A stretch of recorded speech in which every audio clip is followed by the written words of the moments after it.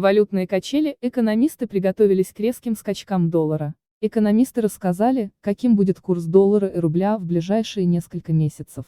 Важнейшим фактором для рубля останется динамика цен на нефть, пишет российская газета со ссылкой на начальника аналитического управления Банка Санкт-Петербург Андрея Кадулина.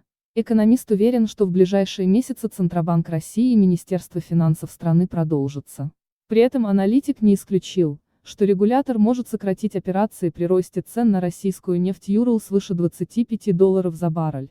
Это в свою очередь сгладит эффект и сделает укрепление рубля умеренным. Кадулин отметил, что негативное воздействие на финансовые рынки может оказать слабая макроэкономическая статистика за АИ-квартал. Опубликованные данные по ВВП США и еврозоны в АИ-квартале подтверждают катастрофическое влияние на экономику коронавируса и мер по борьбе с ним, сказал экономист. Аналитик не исключил, что курс доллара еще неоднократно превысит отметку в 75 рублей. Однако эксперт добавил, что в долгосрочной перспективе на пользу российской валюте сыграют восстановление стоимости нефти и спрос иностранных инвесторов, ожидающих смягчения денежно-кредитной политики ЦБ РФ.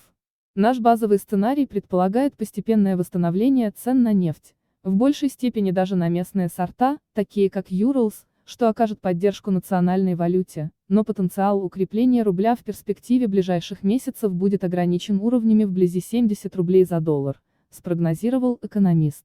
В то же время аналитик Департамента операций на финансовых рынках СМП банка Константин Финченко уточнил, что на данном этапе цены на нефть находятся в аномальном режиме, поэтому курс рубля может быть волатильным. Дальнейшее изменение курса будет зависеть от договоренностей внутри ОПЕК+, и, как следствие, изменений нефтяных котировок в зависимости от этих договоренностей. С учетом той динамики, которую сейчас демонстрирует нефть, мы ожидаем к концу весны лету колебания курса в пределах 75-85 рублей за доллар США, считает экономист.